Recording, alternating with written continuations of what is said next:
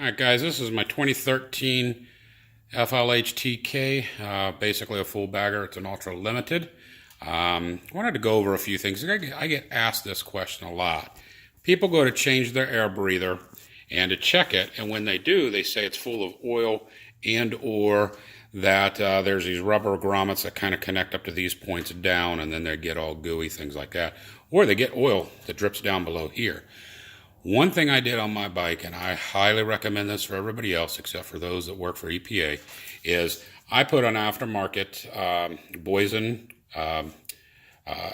what stage 2 kit or whatever you want to call it, but basically a mounting plate here, so it's made by Boysen. But I cut the ears off that go to the breather that connects these banjo bolts, runs the air lines into the breather. The design of that is by EPA standards in Harley.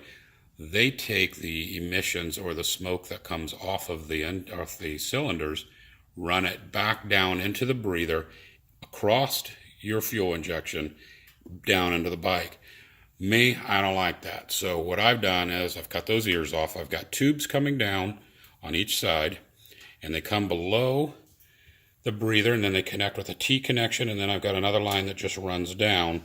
And what I've done is below the pedal here, or the floorboard, I've got a K&N air filter. Can't see that, so I'm not worried about how that looks with those clamps.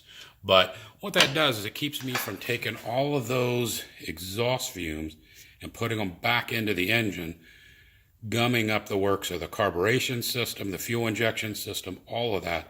Does give a little more improvement in performance. I don't have a dyno machine, so I can't tell you it's 8%, 10%, 1%. To me, it doesn't matter, it just runs cleaner. To those that used to have old Chevys will understand what I'm talking about. Chevy used to take a hose from the valve covers up into the breathers on many of their cars, prominently the 350.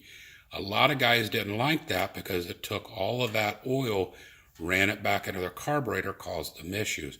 So what people did is they took a small hose and a breather element, and then they bypassed that and plugged it up to where they weren't drawing that nasty smoke back into their engine to prove their performance. So, but that's what it is. Real easy to do.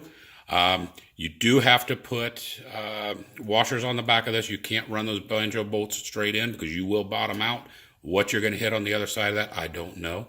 But I've got rubber washers, metal washers combination, so I got a tight seal and I don't get any dripping of oil or anything like that. And again, there's little to no pressure. So up there, I just use zip ties to hold those on. I've been running this thing 4 years and haven't had an issue out of this. So, but that's how you can improve your performance on your engine, by not taking the exhaust down from the cylinders into the engine.